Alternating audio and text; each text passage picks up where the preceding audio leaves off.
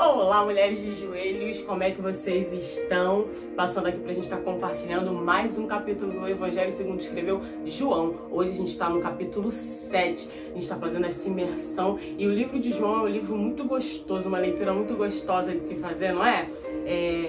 Eu já quero te fazer aqueles nossos convites, se você está chegando aqui agora.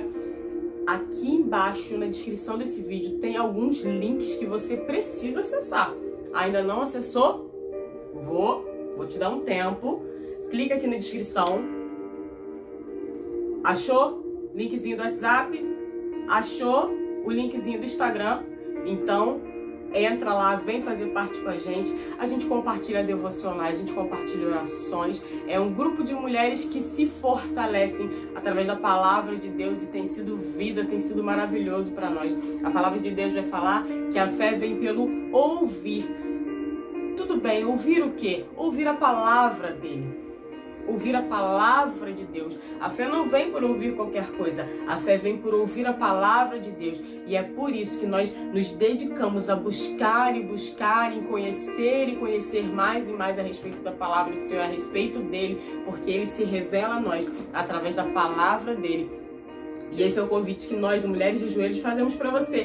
Vem com a gente conhecer um pouco mais do que o Senhor tem revelado na palavra dele. Em nome de Jesus, vem fazer parte com a gente. E pega o teu caderno, a tua caneta e a sua Bíblia. Isso aí. Pegou tudo? Então, vem com a gente para mais um capítulo. Evangelho segundo escreveu João, capítulo 7. Aqui no capítulo 7, Jesus ele estava na Galileia. E vai começar falando assim, passadas essas coisas, Jesus andava pela Galileia, porque ele não desejava andar pela Judéia. Por que ele está falando isso aqui? Porque na Judéia ia acontecer uma festa, a festa dos tabernáculos. Só que os judeus, eles queriam matar Jesus, eles procuravam matar Jesus. Então Jesus aqui vai dizer que João vai dizer que Jesus não desejava estar na Judéia naquele momento porque procuravam matá-lo. E aqui, nesse iniciozinho do capítulo 7, os irmãos de Jesus vão falando para ele que ele deveria ir, porque tudo que ele fazia, os milagres, as coisas que ele estava processando, ele não podia deixar isso oculto. Ele devia fazer em público, para que seus discípulos vissem. Só que aqui a palavra vai dizer que nem mesmo os irmãos dele acreditavam nele. Olha que contraditório, não é verdade? Vamos seguir aqui a leitura. Capítulo 7, versículo 1. Passadas essas coisas, Jesus andava pela Galileia, porque não desejava andar pela Judéia, visto que os judeus queriam matá-lo. João fala que ele não desejava e o porquê ele não desejava. E a festa dos judeus, chamada Festa dos Tabernáculos, estava próxima. Então, os irmãos de Jesus se dirigiram a ele e disseram, olha só os irmãos, deixe esse lugar e vá para a Judéia, para que também os seus discípulos vejam as obras que você faz. Porque se alguém quer ser conhecido, olha só o que ele fala, se você quer ser conhecido, se alguém quer ser conhecido, não pode realizar os seus feitos em segredo. Já que você faz essas coisas, manifeste-se ao mundo. Acontece que nem mesmo os irmãos de Jesus criam nele. Olha que contraditório. Se eles não acreditavam que Jesus fazia aquilo, por que eles insistirem para que Jesus fosse? Então Jesus lhes disse, o meu tempo ainda não chegou. Mas para vocês, qualquer tempo é oportuno. O mundo não pode odiar vocês, mas a mim ele odeia, porque eu dou testemunho a respeito dele, dizendo que as suas obras são más. Vão vocês para a festa, eu não vou, porque o meu tempo ainda não se cumpriu. Tendo dito isso, Jesus continuou na Galileia. Como é importante a gente saber o tempo certo para cada coisa. Jesus sabia muito bem qual era o tempo que ele estava vivendo. Então não foi porque alguém falou para ele, vai, Se manifesta logo, já que você faz isso tudo mesmo, vai lá e mostra para todo mundo. Não foi porque alguém tentou fazer com que ele fizesse isso que ele foi. Ele entendeu e falou, vão vocês, porque não é a minha hora. Quantas vezes na nossa vida a gente passa por isso? Alguma situação, alguma possível oportunidade, que alguém fica, vai lá, vai que é a boa, a hora é agora. E nós não temos o discernimento de entender que talvez aquele não seja o nosso tempo. E nos precipitamos, colocamos os pés pelas mãos, trocamos, né, os pés pelas mãos e as coisas não dão certo, porque nós não entendemos o time de Deus. Então que nesse momento a gente esteja atento ao time de Deus, ao tempo de Deus para todas as coisas, amém? Seguindo aqui a leitura, os irmãos de Jesus vão para a festa, né? Depois que seus irmãos tinham ido à festa, Jesus também foi. Ué, minha irmã, você falou que ele não foi, mas agora ele foi? Mas vejam bem como ele foi. Não publicamente, mas em segredo. Jesus não chegou chegando, ó, cheguei, eu vim, não. Ele foi para observar o que estava acontecendo. Ele foi em segredo. Ora, os judeus o procuravam na festa e perguntavam, onde estará ele? Jesus sabia que os judeus queriam matá-lo, certo? Por isso ele não podia ir publicamente. E havia grande murmuração a respeito de Jesus entre as multidões. Uns diziam, ele é bom, e outros afirmavam, não, ele engana o povo. Olha como o povo estava dividido nesse momento. Entretanto, ninguém falava dele abertamente, por ter medo dos judeus. Que situação, né? Você não poder falar abertamente a respeito de alguém porque você tem medo do ambiente. Quando a festa já estava na metade, Jesus foi ao templo. Aí ele se manifesta, olha só. E começou a ensinar. É muito lindo porque em muitos momentos a gente vê Jesus fazendo a mesma coisa. Jesus chegava nos lugares e se assentava para ensinar. E o povo se assentavam em torno dele para receber e para aprender. Alguns para acusar, para apontar, para perseguir, mas existiam muitos que estavam ali querendo receber algo do Senhor. Quem somos nós quando nos assentamos diante da palavra de Deus? Então os judeus se maravilharam e diziam, como é que ele pode ser letrado se não chegou a estudar? Como que ele sabe tanta coisa? Como ele fala tão bem? Como é que ele age assim se ele nem estudou? E olha o que Jesus vai dizer. O meu ensino não é meu, mas daquele que me enviou. Se alguém quiser fazer a vontade de Deus, conhecerá a respeito da doutrina, se ela é de Deus ou se falo por mim mesmo. Quem fala por si mesmo está buscando a sua própria glória. Mas o que busca a glória de quem o enviou, esse é o verdadeiro. E nele não há falsidade. Não é fato que Moisés deu a lei para vocês? Contudo, nenhum de vocês a cumpre. Por que estão querendo me matar? Olha só Jesus. Ele já chega logo perguntando, ó, Moisés deixou a lei, vocês não estão seguindo. Anteriormente ele fala, eu não falo a meu respeito, eu falo tudo a respeito de quem me enviou. O que eu sei é porque quem me enviou me ensinou. Só que eu tenho uma dúvida. Por que vocês estão querendo me matar? E a multidão respondeu, você tem demônio. Quem é que está querendo matá-lo? E Jesus respondeu, um só feito realizei, e todos vocês ficaram admirados. Moisés lhes deu a circuncisão, se bem que ela não veio de Moisés, mas dos patriarcas.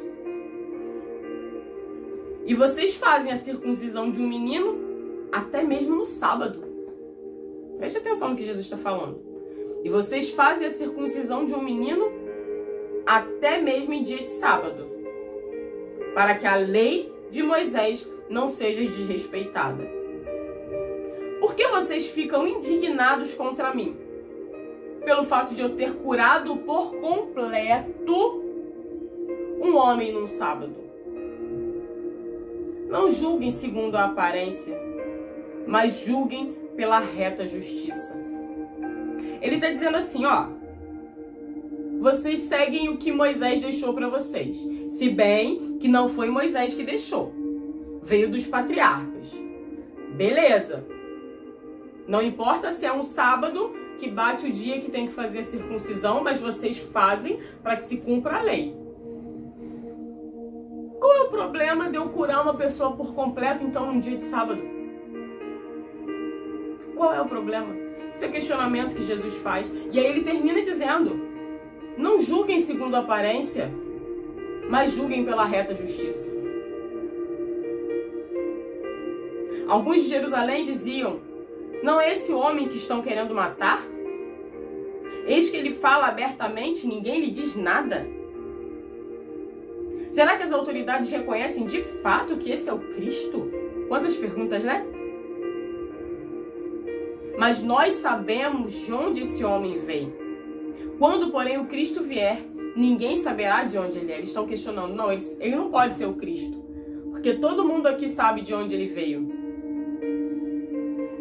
Quando Cristo vier, ninguém vai saber de onde ele veio. Não é ele. É o povo dizendo. Enquanto ensinava no templo, Jesus disse em voz alta. É muito lindo porque Jesus ele está ligado o tempo inteiro. O tempo todo. Ele não desconecta. Ele está sempre antenado, ligado com o que está acontecendo em volta dele. Vocês não somente me conhecem, mas também sabem de onde eu sou. Eu não vim porque eu de mim mesmo quisesse. Olha só. Mas aquele que me enviou é verdadeiro. Aquele a quem vocês não conhecem. Eu o conheço porque venho da parte dele e ele me enviou. E então quiseram prendê-lo, mas ninguém lhe pôs as mãos, porque a sua hora ainda não havia chegado.